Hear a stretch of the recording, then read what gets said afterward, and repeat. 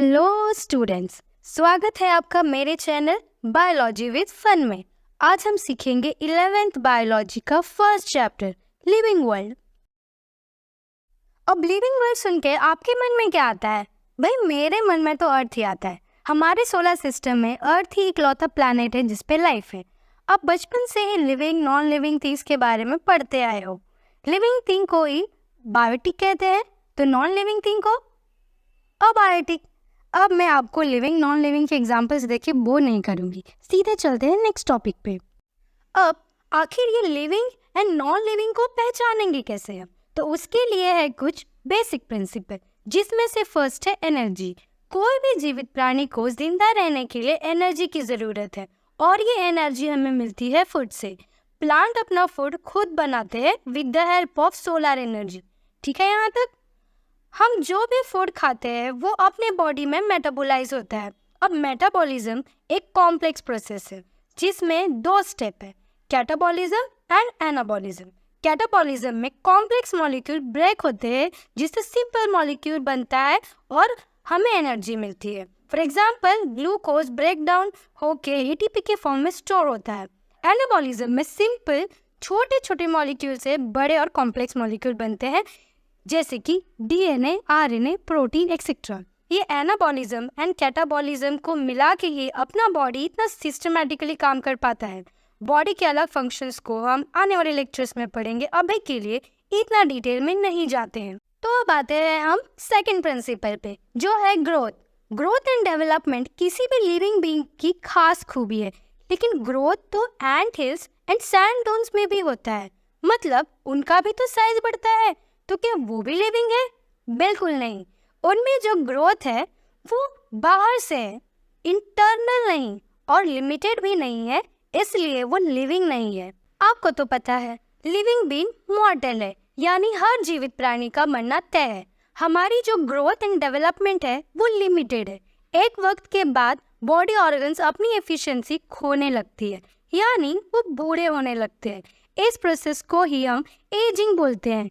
फिर एक दिन वो पूरी तरह से बंद पड़ जाते हैं और ऐसे सभी ऑर्गन्स के रुकते ही लिविंग बीइंग भी मर जाता है। बड़ी दुख भरी सच्चाई है, पर सच है, क्या करें। लेकिन किसी के मरने से जिंदगी खत्म थोड़ी ना होती है। ये हो भी सकता था अगर रिप्रोडक्शन जैसा प्रोसेस लिविंग ऑर्गेनिज्म में नहीं होता। रिप्रोड्यूस करना मतलब अपने जैसा ही ऑर्गेनिज्म को जन्म देना। आप इमेजिन करो किसी दिन भगवान ने ये खूबी छीन ली तो बहुत सारे जीव लुप्त होने लगेंगे। अब आप ये दो पिक्चर्स में देखो, आपको क्या नजर आ रहा है? एक तरफ है सनफ्लावर जो सन की तरफ फेस कर रहा है, दूसरी तरफ है एक आदमी जो डॉग से डर के भाग रहा है। क्या ये नॉन लिविंग भी कर सकते हैं? बिल्कुल नहीं। लिविंग बीइंग एनवायरनमेंट में हर घटना को रिएक्ट करती है, रिस्पॉन्ड करती है, फील करती है, जो नॉन लिविंग थिंग नहीं कर सकते। अब तक हमने लाइफ के बेसिक प्रिंसिपल्स को पढ़ लिया। आई होप आपको इतना सब समझा है। तो अब हम चलते हैं नेक्स्ट टॉपिक पे, हर्बेरिया। हर्बेरिया एक आर्ट है जिसको पिटोन डी टोर्नीफोर्ड ने एलिमेंट्स नामक बुक में लिखा था और ये आर्ट की शुरुआत साइंटिस्ट लुका गिनी ने की थी। हर्बेरिया का लार्जेस्ट कलेक्शन है की बोटानिकल गार्डन में, जहाँ पे 30,000 से भी ज्यादा स्पेसिमेन इन 7 मिलियन हर्बेरिया है।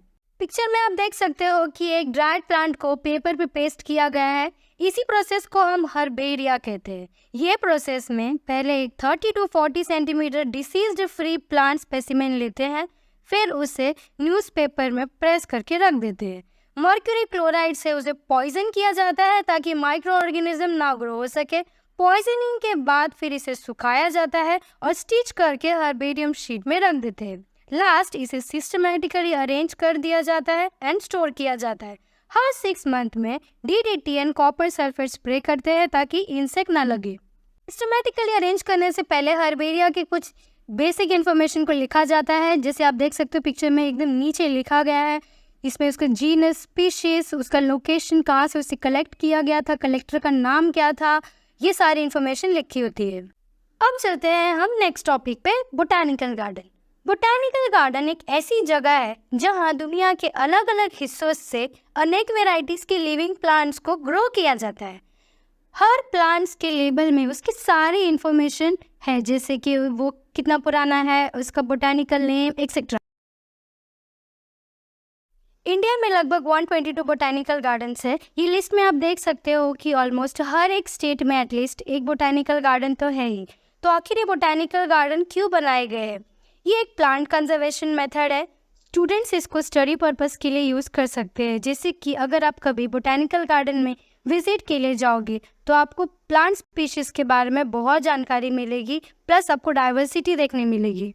चलते हैं नेक्स्ट टॉपिक पे, म्यूजियम। म्यूजियम सुन के ही सबसे पहले आपके माइंड में मम्मीज ही चल रहे होंगे।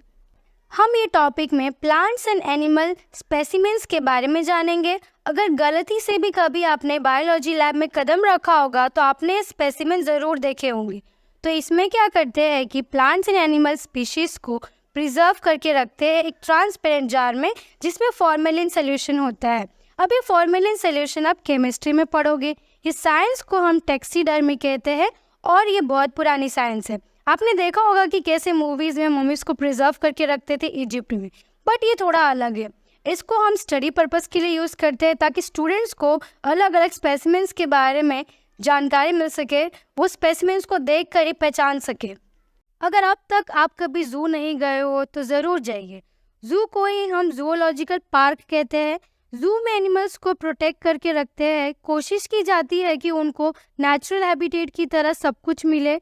ज़ू के ज़रिए हमें एनिमल्स या बर्ड्स का फूड हैबिटेट एंड बिहेवियर समझता है, और ये एक अच्छा तरीका भी है डाइवर्सिटी समझने का। बचपन से ही हम फूड चेन, फूड वेब की इम्पोर्टेंस के बारे में पढ़ते आ रहे। ये सब इसलिए ताकि अपने अर्थ पे हम बायोडाइवर्सिटी मेंटेन रख सके। अब भाई ये शब्द बार बार सुनने आ रहा है, आखिर ये है क्या? बायोडाइवर्सिटी मीन्स पूरे जीवित प्राणी और पक्षी एक ही एरिया में हो। अब ये एरिया कुछ भी हो सकता है, चाहे वो जंगल हो, समुद्र हो या सॉइल हो। बायोडाइवर्सिटी पार्क भी कुछ इसी तरीके का है। आसान शब्दों में समझो तो एक जंगल बेस्ट एग्जाम्पल है। जंगल में सारे जानवर खुशी से मिलके रहते हैं, वहाँ अलग अलग फूड चेन है। इसको ही हम बायोडाइवर्सिटी पार्क समझ सकते हैं। अब सोचोगे कि जंगल तो पहले से ही है, फिर ये वापस क्यों बनाना? अब ऐसा हो रहा है कि जंगल की कटाई होते जा रही है और इसके वजह से बहुत से बर्ड्स एंड एनिमल्स मरते जा रहे हैं। कुछ तो पूरी तरीके से ख़त्म हो चुके हैं और अभी भी होते जा रहे हैं। इसलिए इनको बचाने के लिए गवर्नमेंट ने बायोडाइवर्सिटी पार्क या नेचुरल सेंचुरीज बनाए हैं। आपके बुक में एक एग्जाम्पल दिया है उत्तम राव पाटिल बायोडाइवर्सिटी पार्क का, जो महाबलेश्वर में है।